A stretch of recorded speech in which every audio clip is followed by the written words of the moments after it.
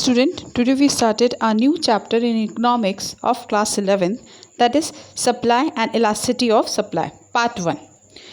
So, what is the meaning of supply? Supply is a quantity of a commodity which is offered for a sale at a given price during some particular time.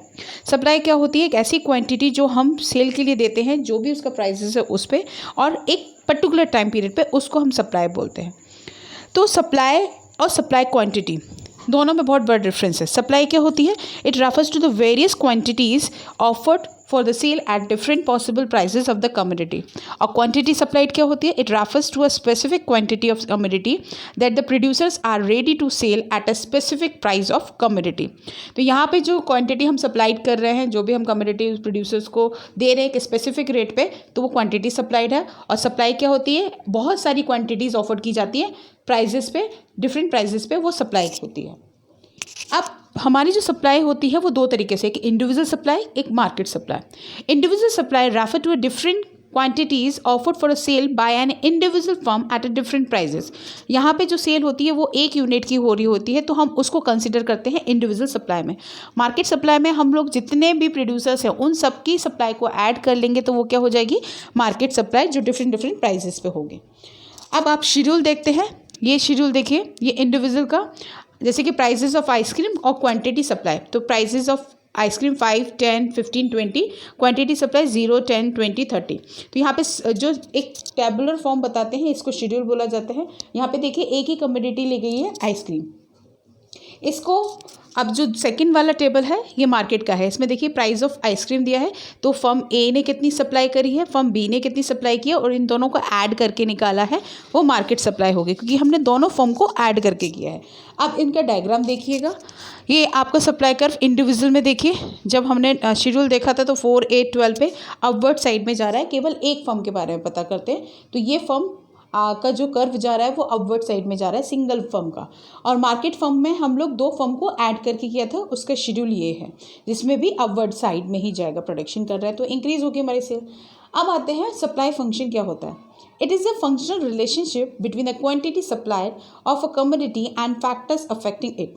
Supply of a commodity by a firm depends on prices of the commodity itself, prices of other commodity, state of technology, cost of factors, prediction, objective of the firm, extra. It can be mathematical as shown as below. वो आगे further दिखाती हूँ किस तरीके से shown करेंगे. Supply function क्या होता है? जितने भी हम क्वांटिटी सप्लाई करते हैं और उसको जो फैक्टर्स होते हैं, इन दोनों के बीच के रिलेशनशिप होते हैं. अब वो फैक्टर्स कौन से होते हैं? सप्लाई कौन कौन सी चीज़ें अफेक्ट कर सकती है? एक तो कमोडिटी का प्राइस कर सकता है, दूसरी कमोडिटी का प्राइस कर सकता है, टेक्नोलॉजी कर सकती है, प्रोडक्शन कर सकती है, और ऑब्जेक्टिव ऑफ फर्म भी कर सकता है. अब जो फैक्टर्स इसको इफेक्ट करते हैं उनको मैं डिटेल में पढ़ते हैं. पहले प्राइस ऑफ कमोडिटी. जब भी कभी प्राइसेस हायर होंगे कमोडिटी के, तो हमारे प्राइसेस हायर होने की वजह से प्रॉफिट ज़्यादा होगा. प्रॉफिट ज़्यादा होगा तो हम प्रोडक्शन क्या करेंगे? ज़्यादा. तो सप्लाई क्या हो जाएगी? इंक्रीज. तो when the price is higher, supplies is also increases.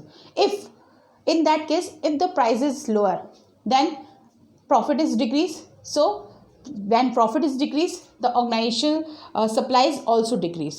So there is a same proportionate changes. If the prices rise, supplies rises. If prices reduce, supplies reduces. Second, price of related goods. Supply of commodity, जो related goods होते हैं हमने दो तरीके से पढ़े थे. कौन से होते हैं आपको? एक तो आपका relative goods होते हैं, और एक आपके दूसरे कौन से होते हैं? सब्सिट्यूट गुड्स होते हैं. तो यहाँ पर जो सब्सिट्यूट गुड्स और ये हम लोगों ने पढ़े हुए हैं, जो भी यहाँ पे प्राइजेस डिपेंड करते हैं, हम यहाँ सब्सिट्यूट गुड्स और जो कॉम्प्लीमेंट्री गुड्स होते हैं उनके यहाँ पर देखते हैं.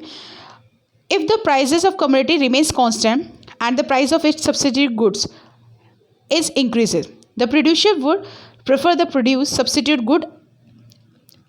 As a result the supply of commodity will decrease and the good will be increase. जब हम सब्सिट्यूशन में बात करते हैं, तो अगर एक प्रोडक्ट के प्राइसेस बढ़ रहे हैं, तो जो सप्लाई होगी दूसरे गुड की, वो क्या हो जाएगी?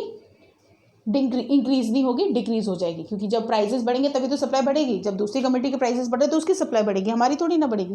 तो यहाँ पे सब्स्टिट्यूशन इफेक्ट रहता है.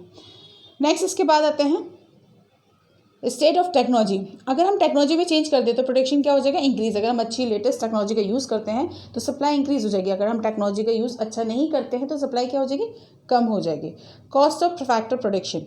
अगर हमारे फैक्टर ऑफ प्रोडक्शन में ज़्यादा पैसा लग रहा है, इन दैट केस अगर पैसा ज़्यादा लग रहा है तो हमारा जो सप्लाई हो जाएगी वो क्या हो जाएगी, कम हो जाएगी, क्योंकि हमारे पास से खर्चा ज़्यादा हो रहा है, इसकी वजह से हमारी सप्लाई रिड्यूस हो जाएगी।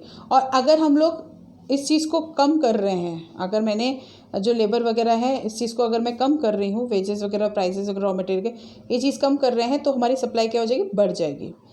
अगर ऑब्जेक्टिव ऑफ फॉर्म पे आते हैं, कभी कभी हमारे ऑब्जेक्टिव फॉर्म ये रहता है कि हमें ज़्यादा से ज़्यादा सप्लाई गुड्स का करना है, तो प्रॉफिटेबिलिटी रहेगी।